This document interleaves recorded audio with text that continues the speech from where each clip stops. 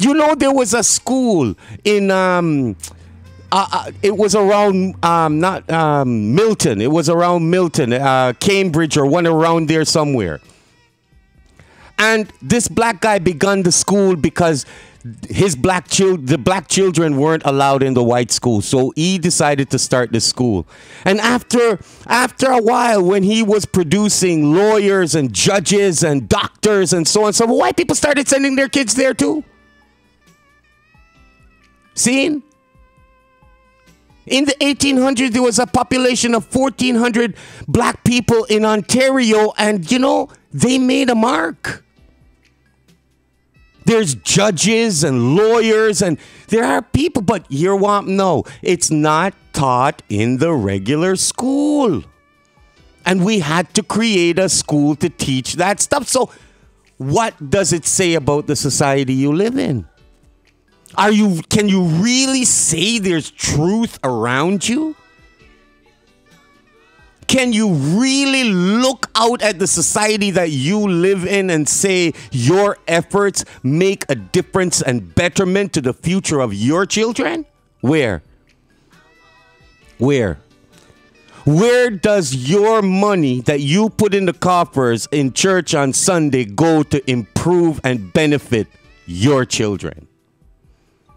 What education benefits your children that they're better off today? The original peoples who were enslaved here kept wondering why the slave master used the front of the book. Because the front of the book said slaves should be good to their masters all the days of their lives so God would bless them. And that's what they would teach on Sunday. They would ensure that the slave got drunk on Saturday night and be ready for church on Sunday morning to hear that. And then when they discovered through learning how to read, which it was illegal for them to do. Why was it illegal for them to learn how to read and write? Because maybe the book that they might read out, not the truth. Could that be it? That the peoples in those books never existed. It's a figment of their imagination. See? And that they based it on African spirituality, but took the African out of it. They said on the news the other day that Egypt cannot be referred to as North Africa. That the United Nations had decided it doesn't belong to Africa. Can you, where in the world can they do that?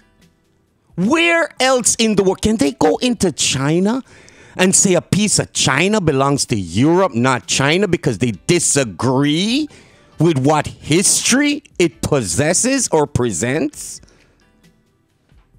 They've made Egypt commit part of Europe and Asia and all those things that its African center is not known. And that most black people today who believe in that Bible, if they really would go back and look into ancient Kemet, all the stories that are in the Bible are in ancient Kemet. They just happen to be thousands of years older than those stories and carrying different names. See? That to actually know that it didn't exist. See? And these are the things that we have to come to reckoning with. Our children don't believe in them anyway. Our children see the hypocrisy of its practice. See, and they've grown up in a world of hypocrisy, and so they know hypocrisy very well. Right? So these are the things that we must come to understand. We must come to focus on, because if we don't really take it serious right now, then where are we? Right? Where are we? Okay. Now, I've just kind of read this in a nonchalant kind of way, in emphasizing points, but this is a man named Diodorus Siculus, a Greek historian. And he writes in the time of Augustine, 1st century BC. In his book, now this is a Greek. This isn't an African. This is a Greek, and this is what he put in his book. Now the Ethiopians, as historians relate, we were the first of all men, and the proof of this statement, they say, are manifest.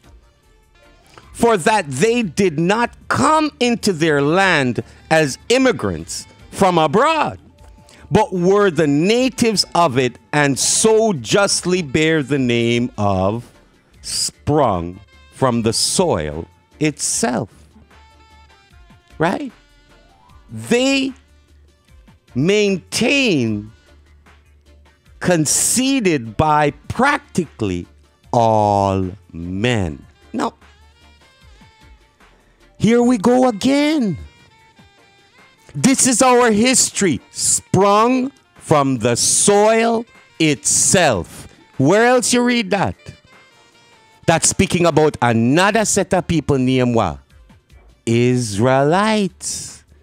But here it is related that the Ethiopians and that what? And that what? It's conceded by practically all men.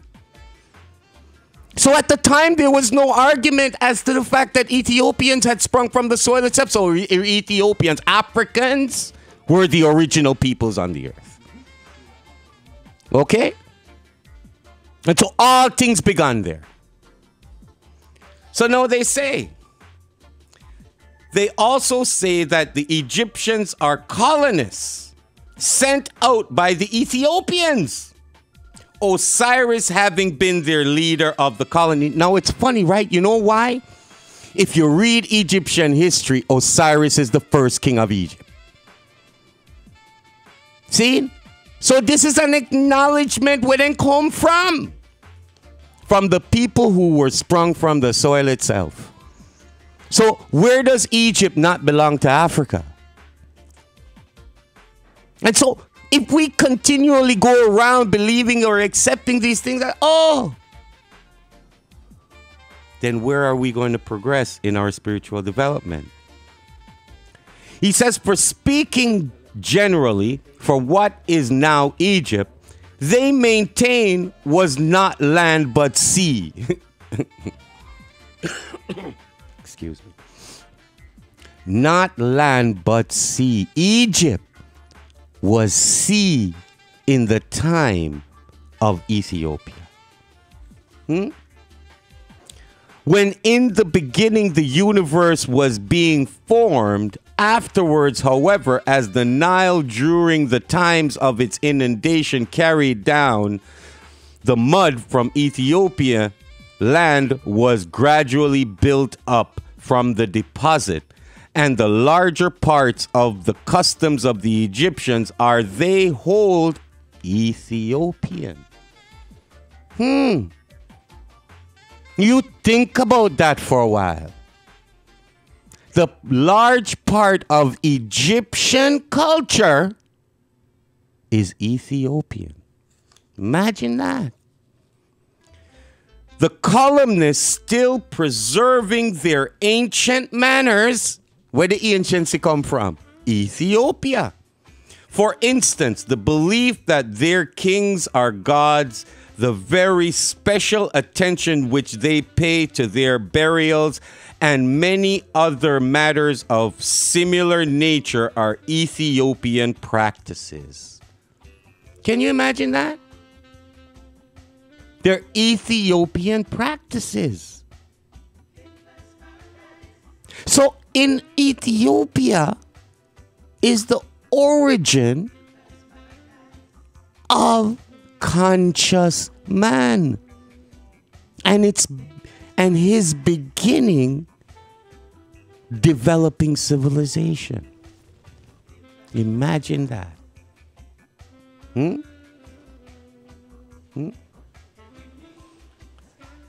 Practices while the shapes of their statues and their forms of their letters are Ethiopians,